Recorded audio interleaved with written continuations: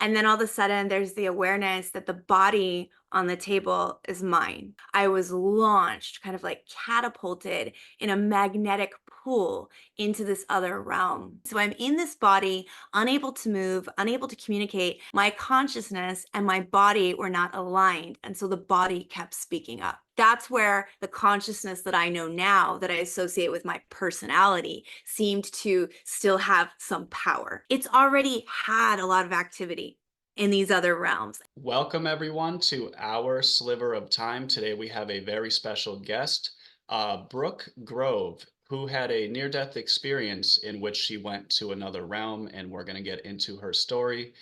As always, we're going to pick her brain about a bunch of follow up questions in regards to the soul and potentially nature of consciousness. And there's going to be a wide range of topics we'll hit, so it's going to be a great time. Thank you, Brooke, so much for coming. It's a pleasure. Thank you for having me. So, Brooke, if you don't mind, can you give us kind of like what led to this near-death experience in the first place? Mhm.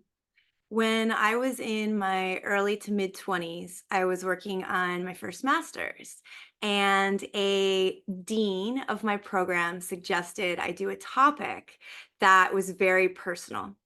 And at the time, I lacked appropriate boundaries. And even though intuitively it was a no, I said yes. And I ended up opening what at the time I thought was Pandora's box, which was all of this darkness from my own past for the paper. And ultimately, it became a gift, but it begins with the near death experience. My body started manifesting all sorts of interconnected ailments, from locked joints and hands, locked jaw, severe asthma that was labeled as chronic obstructive pulmonary disease. And it just kept shapeshifting to the point that they believed it was a combination of autoimmune diseases. Yet I wasn't receiving the same diagnosis twice, and that didn't feel right. And so I go east to be seen by the world's leading autoimmune research center at the time. But before I'm able to make the appointment, medical error occurs with the medications I was prescribed. They had been treating the kidneys and the lungs and the joints and the pain. But unbeknownst to us all, my liver was failing. And so when I took those medications, the Tylenol in the products caused complete liver failure. And that leads to coma, and coma leads to my NDE. My understanding is it was like a series of misdiagnoses, if you will, so it wasn't getting like properly treated in like an ample amount of time. Yes, that's accurate.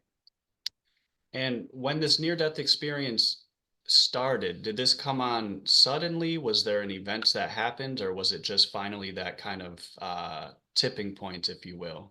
Um, There were a lot of synchronicities, not medically. There were a lot of spiritual synchronicities that occurred in the months leading up. I had this like uncanny feeling of death surrounding me. That's part of why I actually went to that hospital, because I had this idea that if I didn't get it treated, something finite was going to happen. I also had a plethora of alternative healers come forward to me and speak in spiritual and transpersonal terms. And at that time, I was a clinical psychologist, so it didn't really land. But in hindsight, I could see that all co occurring. As far as coma itself, it was a surprise. We knew I was quite sick, but not to the level of systemic organ failure, because when the liver went, it took the lungs and the kidneys with it.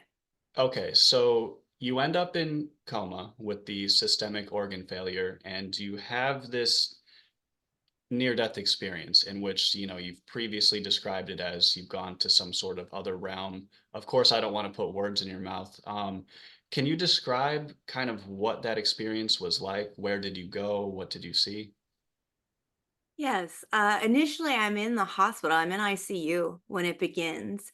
And I thought I was in some sort of dream before I truly exited this realm.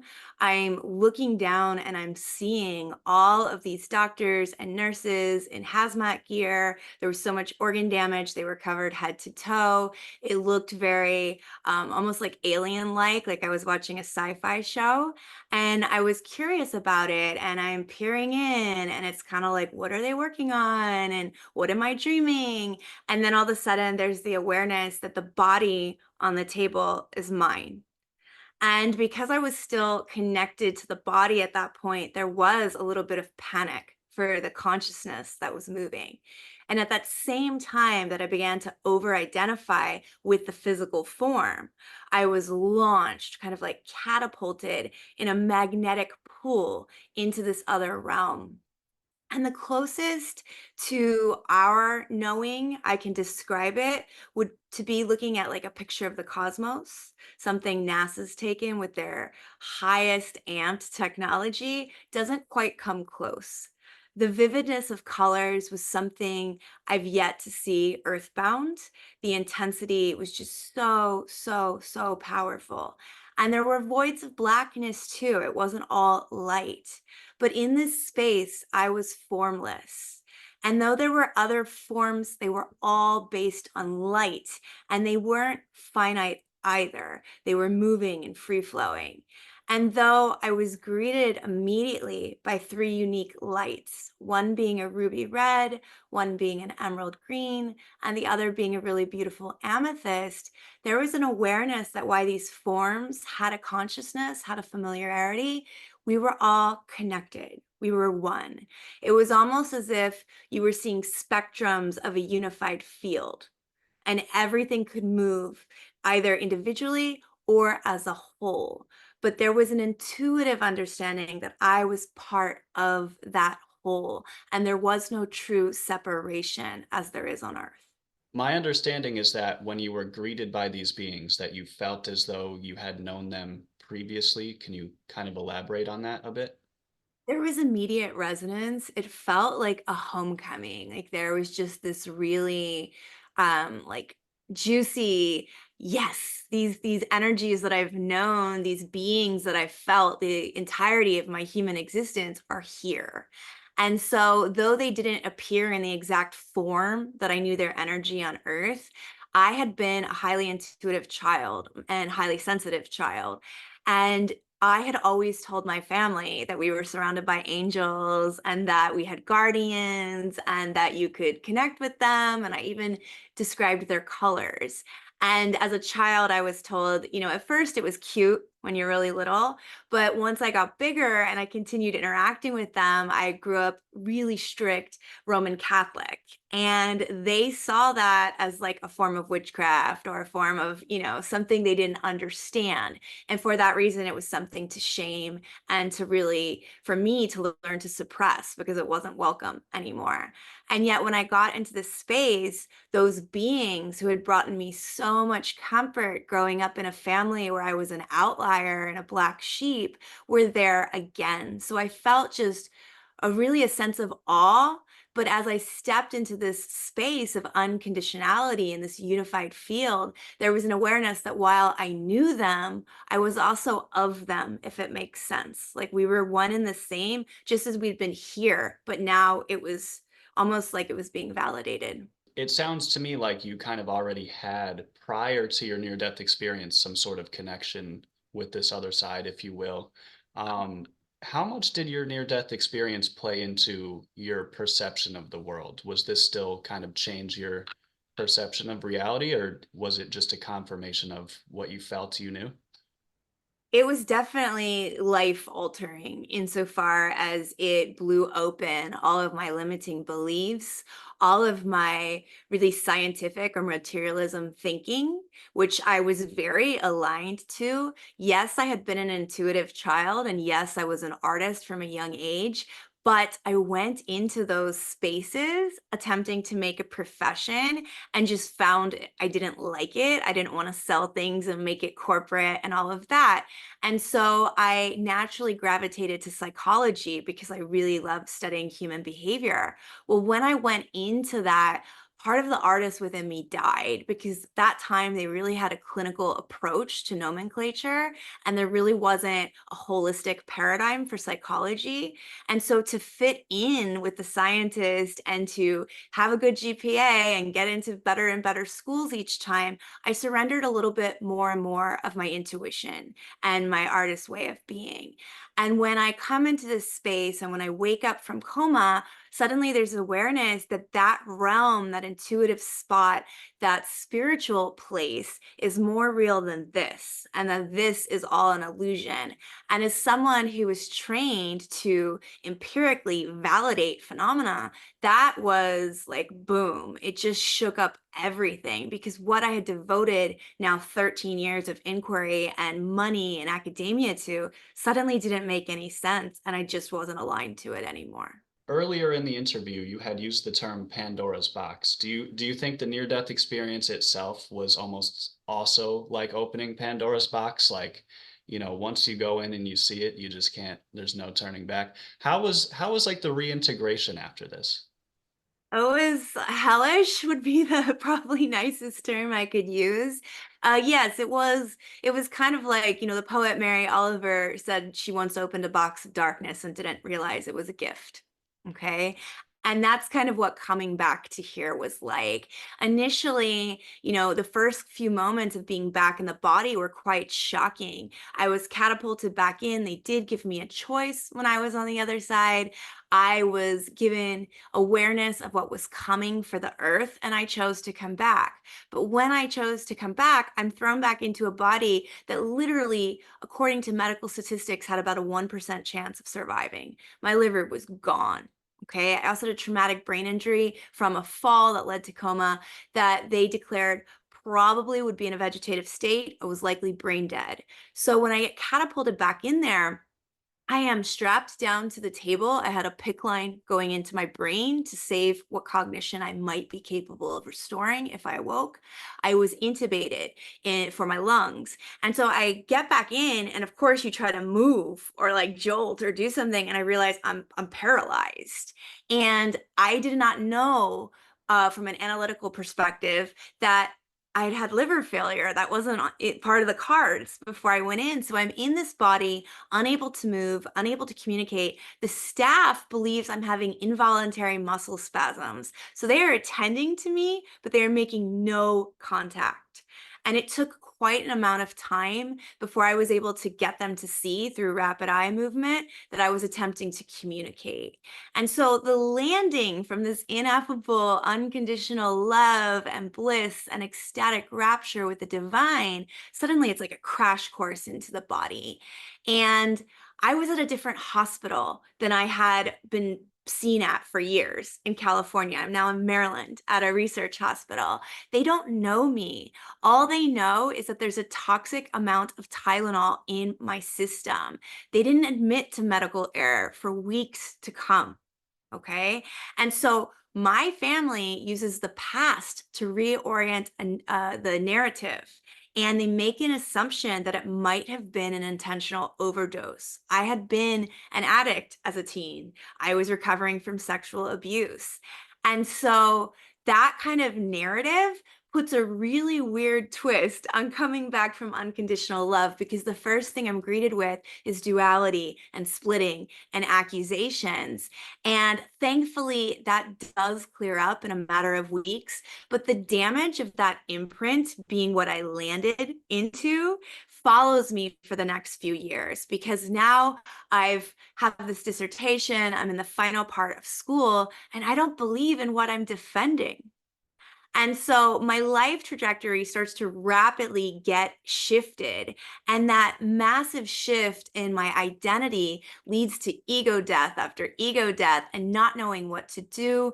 And like so many NDErs, when you come back and you are catapulted from this unconditional love to this earthly density, my emotional and mental bodies did not do well. It was almost like the NDE becomes this beautiful memory, but it doesn't resonate with anything on earth. Therefore, it almost feels like fantasy or escapism to be in that space. And like, here's the hard and holy ground. This is reality. It's not fun. And so for about 7 to 8 years, I really struggled with post-traumatic stress disorder, being back in the body, depression, suicidality, all of these things you wouldn't associate to being exposed to the divine. Throughout this entire experience, Mm. do you believe any of this was coincidental, in terms of divine timing or divine intervention? Do you think any of this was planned, or what's kind of your view on that? I don't know if it was planned. I do know that it was necessary. I don't know that it would have evolved or organically unfolded the same way. Yet I went into psychology with the intention of really understanding what had happened in my childhood and my environment to heal me so I could help other persons in that didn't have support. But the reality was, I was receiving talk therapy, I was being trained in talk therapy, and the reality was, we didn't have mind body medicine and trauma informed care at this time. This was 2005 to 2010. My coma occurs in 2010. I became ill in about 2004, 2005. There's been a massive shift in how we approach psychology, mind body medicine, excuse me, and trauma. But back when I was becoming a therapist, we didn't have that. And so I went through these typical trajectories, and it's almost like in the classic text, the body keeps score. My body had to say, what you're studying and what you want to be in service to doesn't even work for you. Why are you investing all of this in something that doesn't touch the core of what you want to serve? So, in a weird way, it's almost like I became an experiment for my own inquiry as to where I wanted to go. And the reality was, on paper, I was healed. According to psychology, I'd done all the therapy. I had a, I don't know, 4.6 GPA, top of my class. But the reality was, my trauma was still suppressed. And that's exactly why the body started manifesting the symptoms. And that's so commonplace. When I told doctors, when they kept switching my diagnosis, and I was trained in nomenclature myself through psychology, I knew something was off. You don't have someone come in every week and switch their diagnosis. It just didn't make intuitive sense. And so I had told them, I believe some of what I've been researching and some of what I've been studying might be impacting my body. I kid you not, they laughed at me back then. No, you're just taking too many credits. No, it's not this. No, it's not that. The reality was, it was my body. And we now know, particularly in the case of traumatized women with sexual abuse, that the body will form autoimmunity. It will protect itself through inflammation.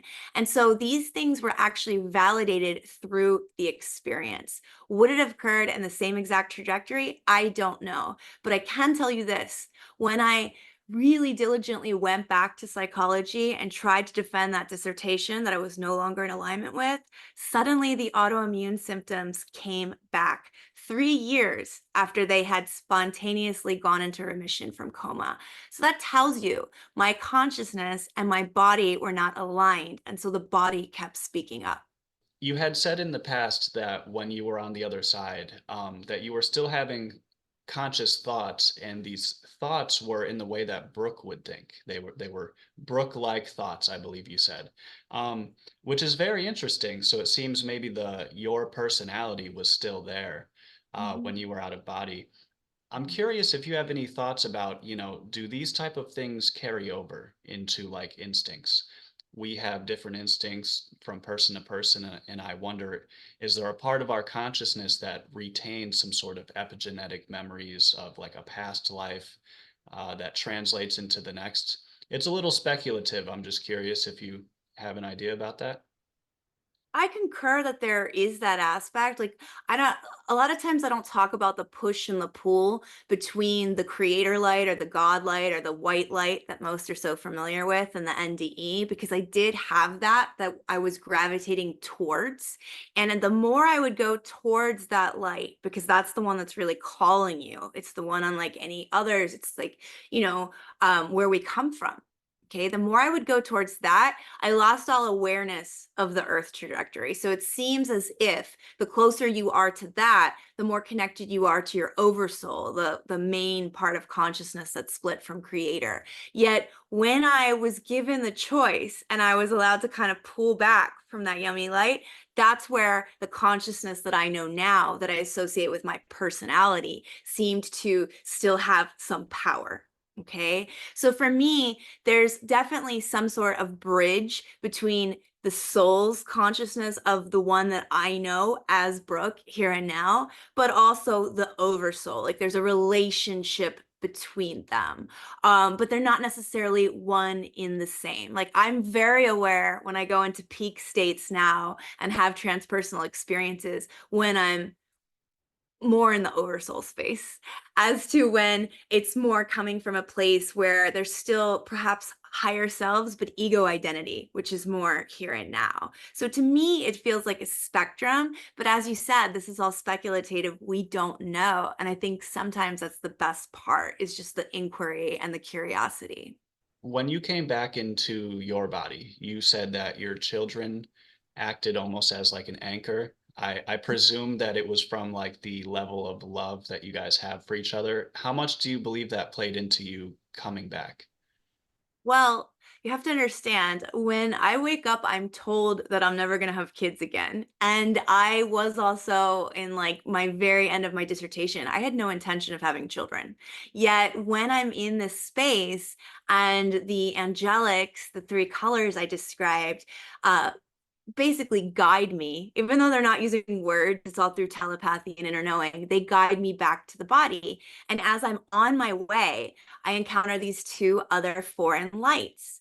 They're not the intensity of the angelics I described. They're not really emanating the same frequency. They're much softer. And one is this like magnetic and majestic indigo color. And the other one is like green, like the healthiest shade of grass you could see on earth. And I noticed them and I'm curious about them. But unlike the other lights who seem to be kind of holding me in love, I felt called to hold these lights momentarily. And I remember my consciousness being a bit puzzled because they weren't communicating. All of the other lights in the space gave information or downloads or like that overwhelming feeling of love. And these were just kind of there and curious, but not doing much. And yet I wanted to stay with them. And the more that I stayed with them in that space, the more I felt I had to get back to the body. Like they were really important to returning to the body.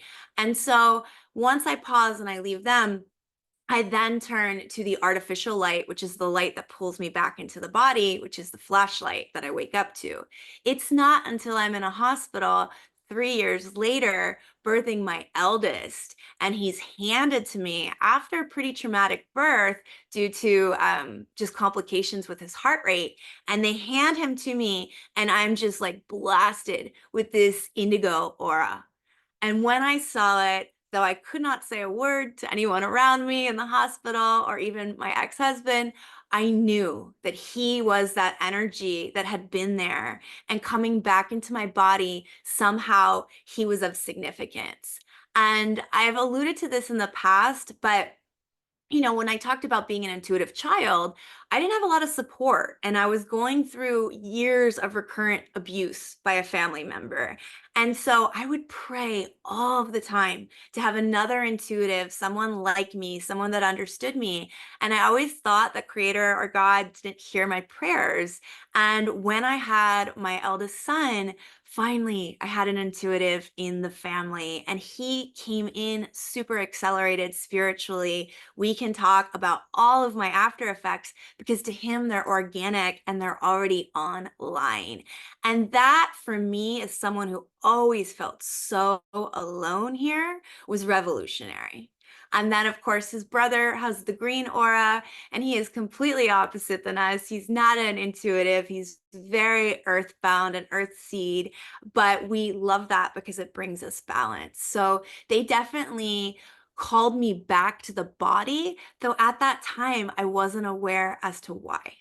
Do you believe there was any aspect of some sort of soul contract? I'm curious your opinion on this. I know you've spoken briefly about it before. Do you believe we're creating soul contracts before we come into this life? That's a touchy subject with so many because they don't like the finite aspect of it. What I can tell you is this from my experience, we do have, if you want to call it a contract, I think contract, the vernacular of contract is what sets people off. Okay. I would offer, we say soul direction. Okay. Or even soul agreement, because here's the thing it's mutable, it's bendable. When you say contract, people think of like legality and like signing on the line, and that's that. I work a lot in the soul star chakra with my clients. So I'm able to see when you're in that space that the oversoul comes in with a blueprint of type. Okay. Does that mean that that blueprint you're stuck with forever? No, because as we serve our karmas, things become editable. Okay. And that is why you can have a soul contract where you might be enmeshed with, ancestral karma or, past life trauma. And then you actually work through that and you solve it and you can rescind and clear those things. So it is mendable. That said, some of us do operate wherein we learn better through the old paradigm, which is the 3D, which is suffering. And so, a lot of us, if you're of a certain age, you're going to come in with a lot of 3D contracting and you're going to work through that. That is where we are. That's so that you can assist with this awakening process we're in. Younger souls, what's fascinating about the starseed children and some of the intuitive kids that I'm seeing now, if they're coming in like post 2012, they're more anchored into the 5D. They don't have all of that suffering contract stuff going on. Okay. And so just looking at someone like my son versus myself, big difference in how the soul blueprint is going to manifest. Does that mean either one of us is stuck to it black and white? No, but you do have to take accountability, because if your identity becomes the suffering and you do nothing to shift that suffering, then you're going to stay in that lower density or that past life or ancestral or current incarnation trauma. If you actually take accountability and shift, you can pivot and you can reorient your soul contract. We, especially in the oneness and the miracle consciousness realm, have that capacity to just quantum leap.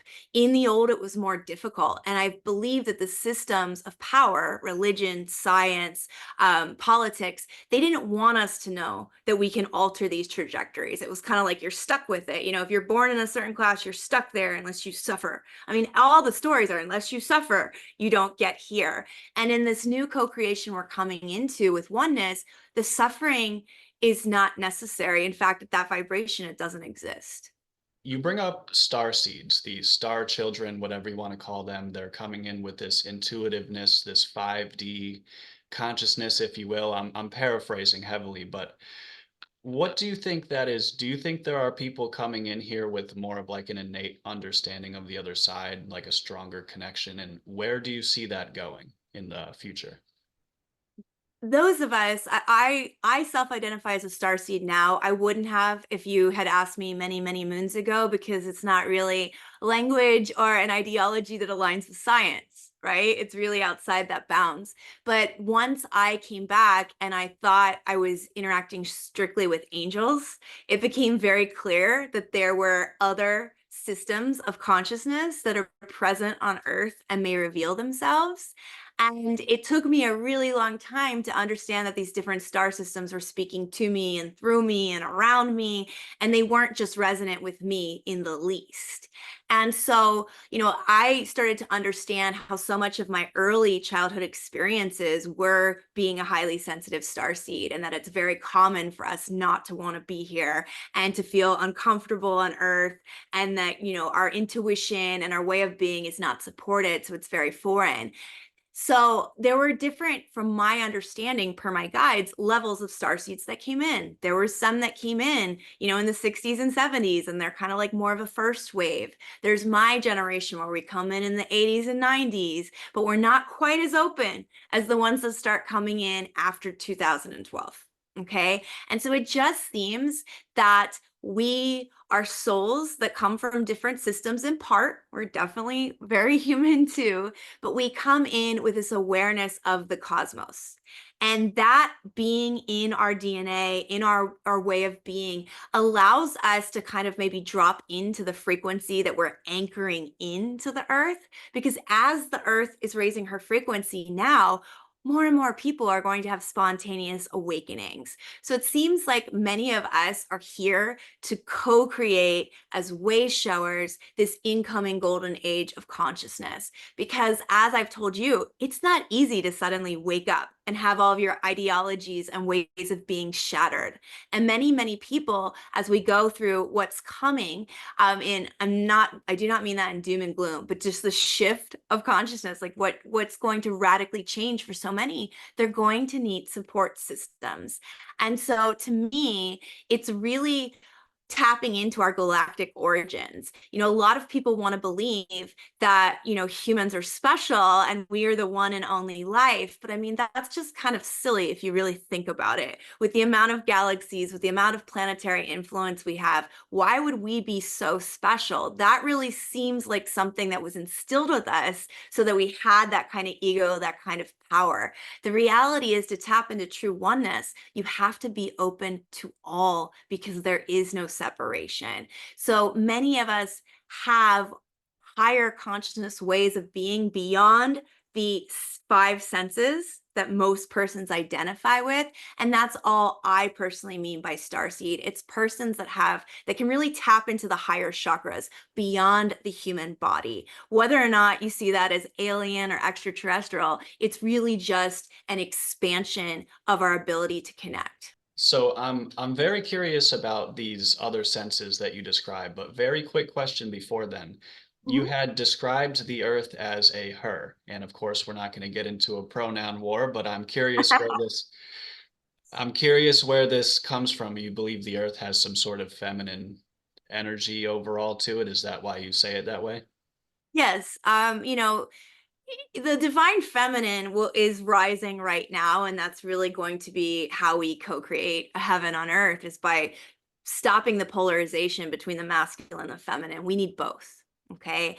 And so quite often energies have a certain qualitative feel to them, and earth's energy is very much that of the mother. And whereas the sky to me often gives like a father energy. And so I just see them as kind of balanced, like they're holding everything in union, but the planet itself really has so much divine feminine energy. And so much of what's kind of being purged up right now is the suppression of that energy, because we've really worshiped the masculine. We've made the masculine way of being prominent and good and all of those things. And anything that's dark, unknown, scary kind of gets pushed down. Well, feminine energy is all about darkness. It's all about yin. It's all about birth. It's all about co-creation. And so we really need that polarity to come back into unity. And that's so much of what's happening, whether you call it ascension or not. These shifts that we are having is about coming back into unity consciousness and no more separation.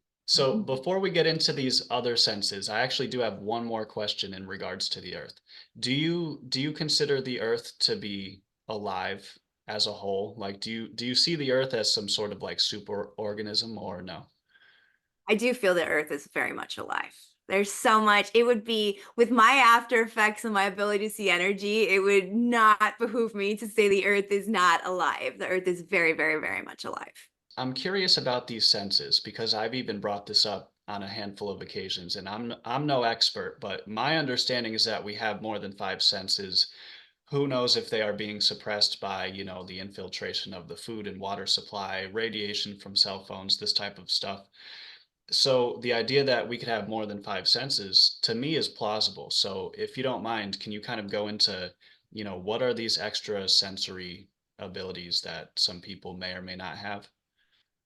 I can't say from a scientific or empirical perspective, yet the reality is we have many chakras or many subtle energy bodies outside of the physical. Okay. And each one of these has the potentiality to be opened in each individual. And if you open it, then you're going to tap into a higher level of consciousness, a higher level of ability. For example, the crown often gets talked about when people are experiencing downloads or certain frequencies, solar storms, things of that nature. Beyond the crown, then you have the soul star. And there are plenty of people that are capable of opening that and being in resonance with that. And when you're connected to that particular chakra, it's connecting you to your oversoul, which is the part of you that really split from creator in the beginning. There's gifts and information that can come in through that particular chakra and every chakra beyond that are unique to it. They vary person to person. So it's hard to say, are there 12? There's people argue, are there 12, 13, X amount of chakras beyond? It doesn't really matter. What is unique to each person is how do you receive it? Okay. I very much have a lot of activity in the third eye. So it's very normative for me to be seeing all sorts of stuff, which is atypical to most persons. And yet, while I'm seeing it, I mean, even when you're talking and you're doing this with your hands, it's like fireworks are going off for me. And that's okay. I've gotten used to it and I know how to ground it. To most people, if they were seeing energy the way that I do at all times, it would be very dysregulating and overwhelming. I've learned that it's my spiritual eyesight and that it has a lot of information. And if it's used with integrity, it's a great gift. There are other senses beyond that. I mean, there's many people that really can feel almost like they feel the astrology more than they would never go research it. They're just very in tune with it. And that has to do with the expansion of certain chakra centers and what they're in resonance with. So the gifts can shift. And I can give you a clear example. I speak at a lot of NDE events and conferences. And when we come into community, you can pick up some of the gifts from other people. Like, I don't fancy myself a medium. I can communicate with spirits, but I don't really mess with the earthbound. I try to stay in the higher realms. That said, if I'm sitting with someone and they're a very advanced medium, guess what happens? My clairaudience and my mediumship abilities will crank up. So there's something in that that's really almost poetic about how, because this is all, everything's a co-creation and we all are truly one. If you're around other people, like always seeks like, and energy will seek to amplify. So you can really sometimes activate some of these gifts by being in co-creative spaces that you're accessing higher realms of consciousness. And I do believe that's why things like plant medicine, group meditation, sound baths, all of these things are beginning to become popular at a time people want to see what's beyond the physical. Am I more than this? And so these gifts give us a great way of understanding that these senses are good for, going to work and driving your car. Our earthly senses are great for all of that. But if you truly want to commune with the divine and you want to understand what's beyond the personal eye and get to the bigger eye, the eye in the sky, then you have to go beyond the physical. And that's what non-ordinary states and these particular chakra centers offer us. I understand you do some sort of spiritual healing. Mhm. That's kind of your territory. I don't know enough about it. So if you don't mind enlightening the audience and myself about the work you do and where they could find you. Yes, definitely. We can find me at my website, which is www.brooke with an E, Brooke, Grove, Grove, healing.com. And there's a contact page you can reach me at. As far as my practice, when I woke up, I didn't align with clinical psychology, as we said. And then I went through that hellscape for 7 years, barely got out of it. Okay. I lost a lot of experiencer friends to suicide during that time, and clinical psychology had failed them as well. Okay. And so I knew I did not want to work in that realm despite my credentials and all of that. And so I started to think about mystical experiencers more and more that were waking up and lacked support. They didn't trust psychologists or therapists to go talk about their transpersonal peak experiences, or quite often the dark nights of the soul that accompany them after. I knew I had the counseling credibility to hold space for that, but I had also spent those years post coma traveling and learning new modalities to support my own thrival and survival. And during that time, I began studying deep different paths of energy medicine, shamanic practices, eco psychology, a lot of things that really help ground experiencers. So rather than having a typical clinical counseling practice, I chose to have a multidisciplinary integrative practice, meaning I spend the first hour or so doing all the cool quantum healing stuff with a person. And that's so we can be in the transpersonal, we can access what's going on in the energy field. I can clear up and heal and seal anything that's necessary. But the second portion, and this perhaps is the more important, is the integration. You can have a lot of beautiful peak experiences and receive a lot of wonderful energy work and vibrational medicine. But if you're not integrating it and you're not going out into the world and really doing that work, it will not last. And you will end up needing to do more and more and more. And so I really spend an intimate amount of time with persons so that they can have the transcendent, but then it can be brought down onto the ground so that they can embody it and then take it out to the world in service. My bias with traditional psychotherapy is that I myself and many others have done it for years upon years, some people decades, and you just don't see the kind of gains I'm able to see with this work because we're going into your energy centers first. So that work occurs and then we're bringing it down into the human. And for me, that's really important because it's how spirit works. Everything's occurring out here first. And by the time it's made manifest, whether it's through physical, mental, or emotional disease or spiritual crisis, it's already had a lot of activity in these other realms. And quite often, we are turned off from feeling those sensitivities because we are so oriented to the 3D. So, what I do now is really a hybrid of spiritual psychology with energy medicine and shamanic healing, all guided by my team. So that's the fun part too, is I never know what I'm going to get because every person comes in with different types of guides. Some might come in with like a bunch of ancestors, some might come in with a bunch of angels, some might come in with everything. So you really get to see the imprint of the person in the moment and work with that. And that shifts from moment to moment always. Before I let you go, I do want to ask one question. If you could ask the person watching this video right now Mhm. one question, what would it be? Because persons are in so many different places right now with the unfolding ways of the world, I'm really curious what your audience would desire for support. Like, what would up level the awakening or the ability to maybe anchor in these consciousness? Is it more stories? Is it more direct support? I don't know. Do people need more resources? I see a ton of curiosity, but I'm very curious as an experiencer. How may we support you? Brooke, thank you so much for coming on. It's been a fantastic conversation, and we'll put the links to all of your websites and everything below if people want to contact you. But thank you so much for coming on. It's been a pleasure. Thank you so much for having me. It was really fun. Absolutely. And to everyone watching at home, thank you so much for your sliver of time. This has been ours, and peace out. The sound went out. My bad. I only mute the mic because my chair is like squeaky as hell. So Oh, okay. I was like, I can't hear you. so question.